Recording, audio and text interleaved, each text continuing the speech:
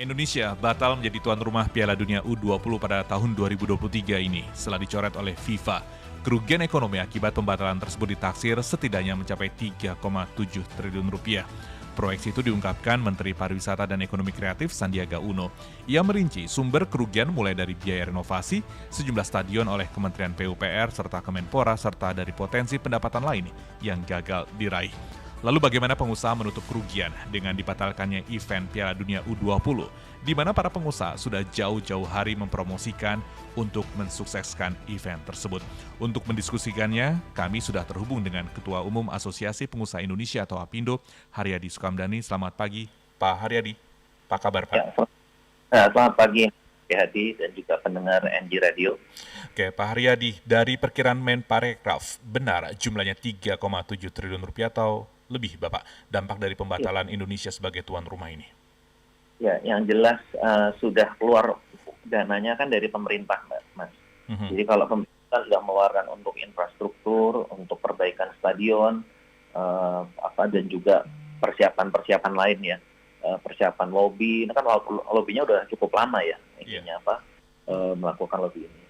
Kalau yang keluar dari sisi pemerintah itu sudah betul seperti itu, 3,5 triliun. Nah, lalu apa yang dirasakan oleh si pelaku usaha ya? Kalau pelaku usaha yang kemarin sempat kita juga mungkin melihat beritanya adalah yang perajin-perajin UMKM ya, yang sudah sempat membuat souvenir dan sebagainya.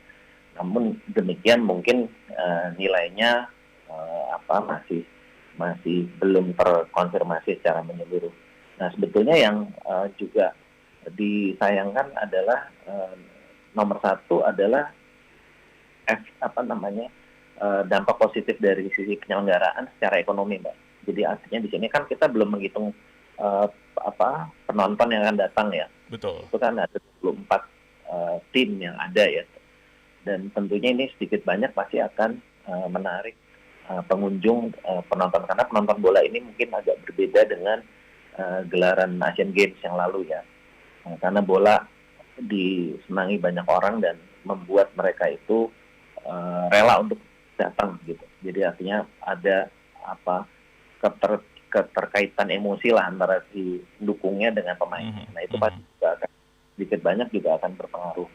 Nah angka-angkanya itu juga tentunya kita bisa mereferensi dari penyelenggaraan U20 sebelumnya, Mas. Gitu.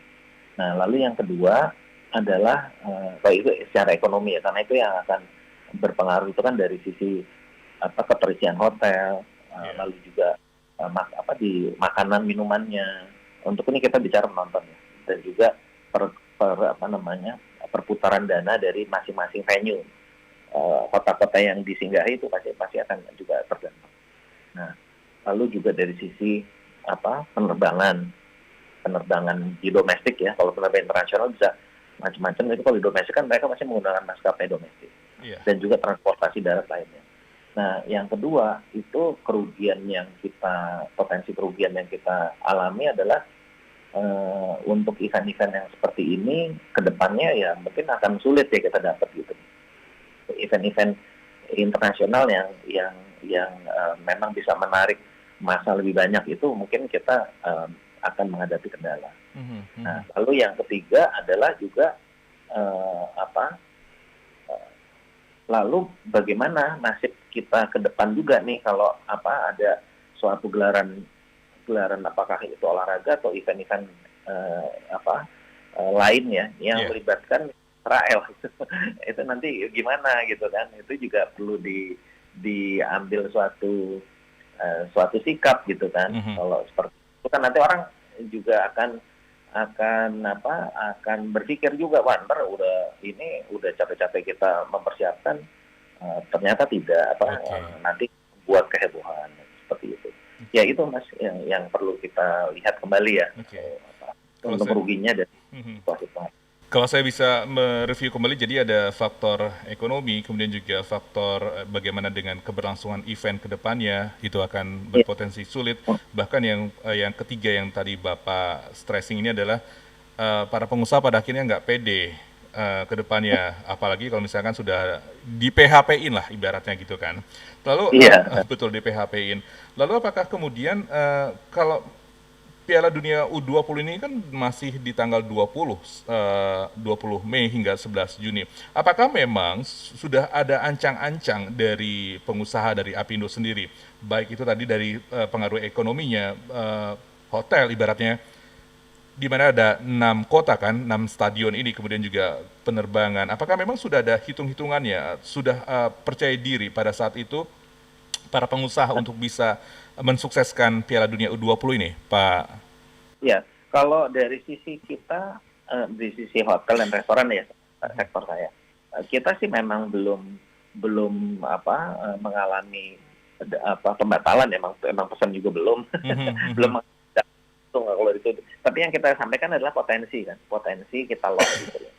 Tadinya akan terjadi booking ya gara-gara ini kan pasti ya udah batal semuanya kan. Jadi potensi kehilangan ya. Saya nggak bilang potensi kehilangan pendapatan itu memang ada. Tapi kalau kita rugi itu nggak, orang belum terjadi transaksi.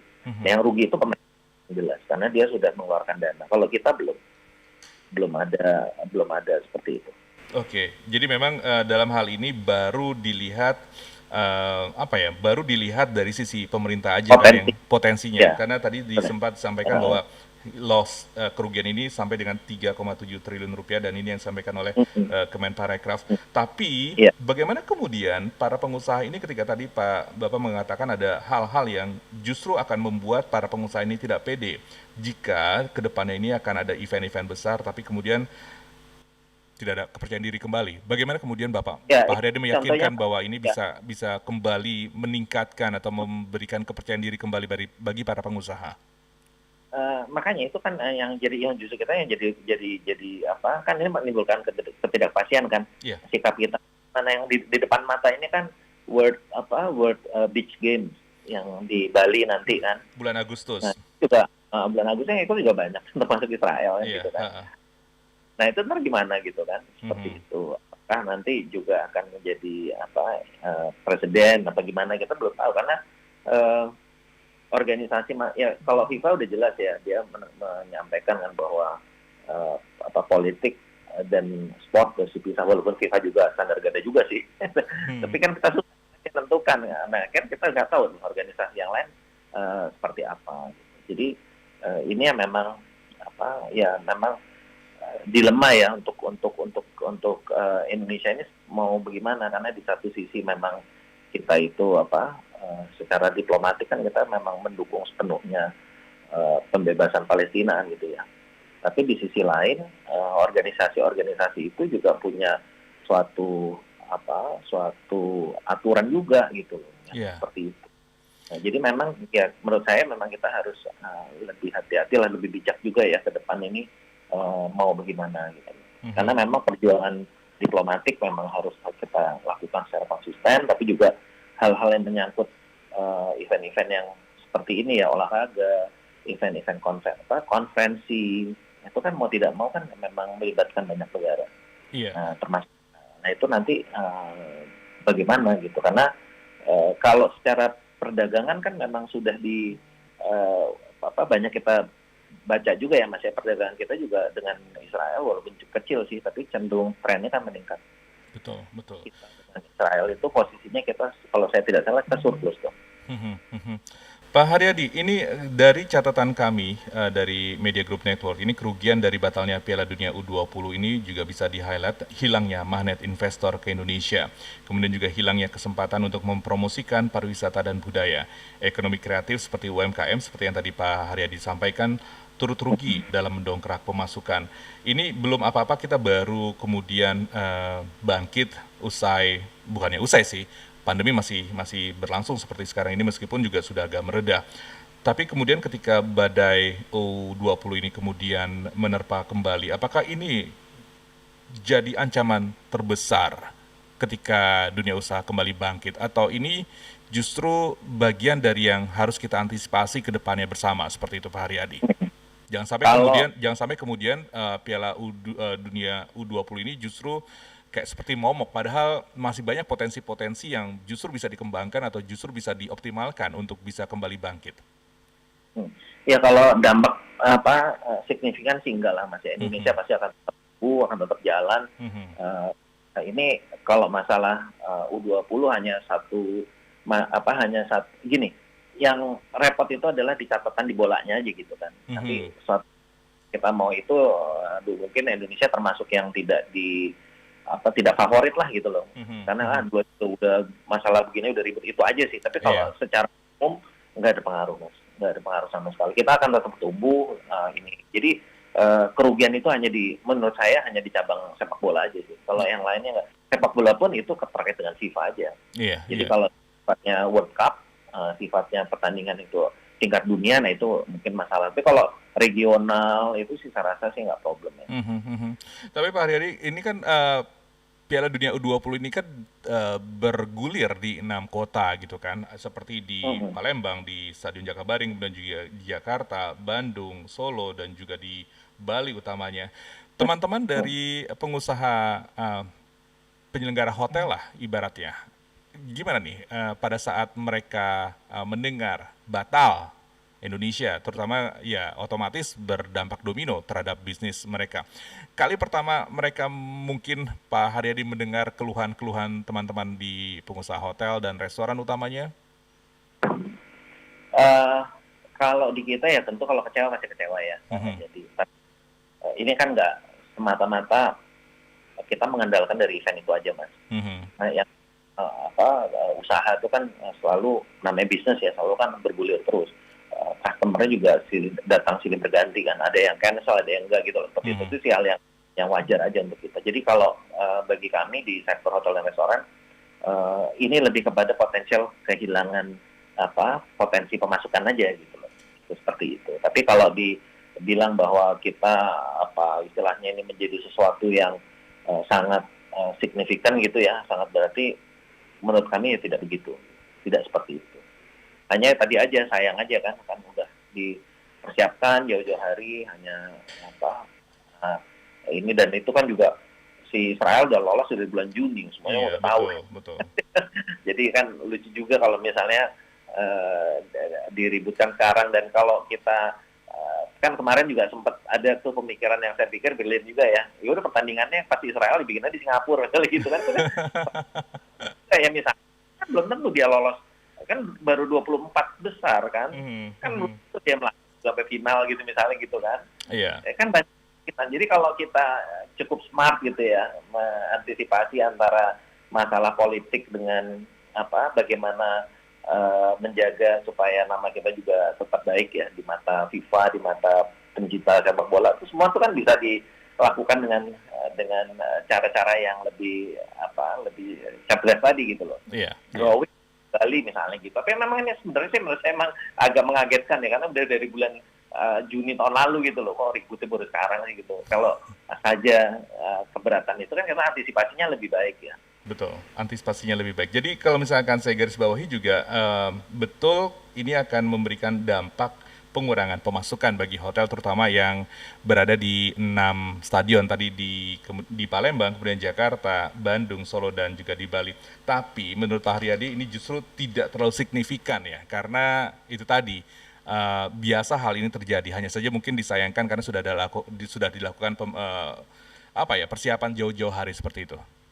Iya, kalau persiapannya sih kita nggak terlalu heboh-heboh amat Mas. Tidak mempersiapkan kemarin waktu G20. G20 itu benar kita persiapannya lumayan banyak banget, investasi juga banyak ya dari hotel.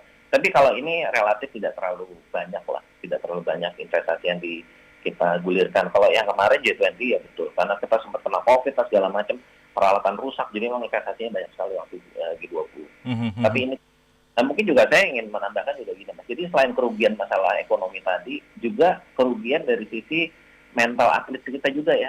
Atlet kita kan juga jadi nggak punya kesempatan gitu kan. Karena sebagai tuan rumah dapat tiket gratis untuk menjajal ya, bertanding dengan ini tim-tim yang lain kan gitu kan. Itu kan suatu hal yang yang juga harus diperhitungkan, Mas, gitu. Iya, betul sekali. Kapan kita punya kesempatan itu, gitu loh. Itu yang kan harusnya dipikirkan. Makanya tadi saya bilang kalau kita cukup smart antara kepentingan politik ya, juga kepentingan mungkin sebagian warga negara Indonesia yang memang hardliner lah terhadap masalah ini, kan bisa diatur dengan cara-cara yang tadi yang saya sampaikan kan, pengaturannya gimana sehingga tidak juga mengganggu kita. Dan belum tentu tadi yang saya bilang, penting juga Israel bakal lolos tuh sampai semifinal misalnya begitu. Tentu juga itu jangan-jangan udah keok begini di babak awal misalnya gitu kan. Iya. Nah, itu harus diperhitungkan. Jadi menurut saya sih ini pelajaran yang sangat mahal ya. Kalau menurut saya sih mahal banget gitu untuk dunia olahraga kita. Oke, pembelajaran yang mahal bagi dunia olahraga, tapi di sisi lain ini juga sebagai pembelajaran juga untuk dunia ekonomi, bahwa karena pada akhirnya juga secara tidak langsung keputusan ini juga membawa dampak terhadap bisnis dan juga bagi teman-teman pengusaha. Paling tidak kita berharap bersama juga Pak Haryadi bahwa event ini meskipun gagal tapi tidak membuat kemudian kepercayaan diri para pengusaha terutama hotel dan restoran ini untuk minder dan tidak mengatakan bahwa pemerintah mem-PHP-kan atau mengghosting para pengusaha hotel dan restoran terhadap event-event.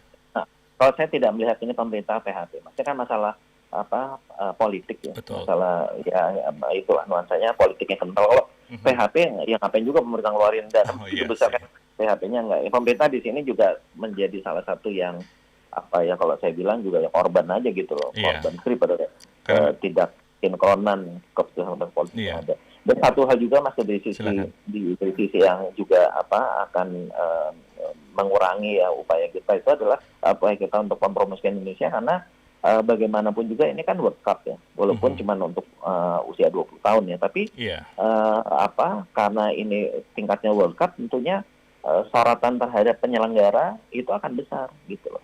Betul sekali. Ya, di tuan rumah itu pasti akan besar. Jadi itu juga sebetulnya sesuatu hal yang sangat positif ya, untuk kalau itu kita jadi laksanakan, yang itu tidak dimiliki oleh negara-negara kompetitor kita di kawasan ASEAN. Betul. Ya kan, boleh aja Thailand turisnya 40 juta orang, tapi sih kan nggak bisa bikin World Cup U20 gitu misalnya kayak gitu. Jadi banyak faktor-faktor yang menurut saya akhirnya ya itu tadi jadi terdegradasi gitu loh. Ini potensi yang ada yang harus kita bisa dapat lebih baik lagi, jadi nggak kita capai gitu loh. Betul. Ada sisi kerugiannya, tapi paling tidak kita juga mesti harus optimistis bahwa kedepannya akan jauh lebih baik lagi bagi dunia usaha. Terima kasih Pak Haryadi Sukandani, Ketua Umum Asosiasi Pengusaha Indonesia atau APindo, atas waktunya bersama kami di Morning Traffic MG Radio Network. Sehat-sehat selalu Pak Haryadi. Ya, terima kasih. Selamat pagi.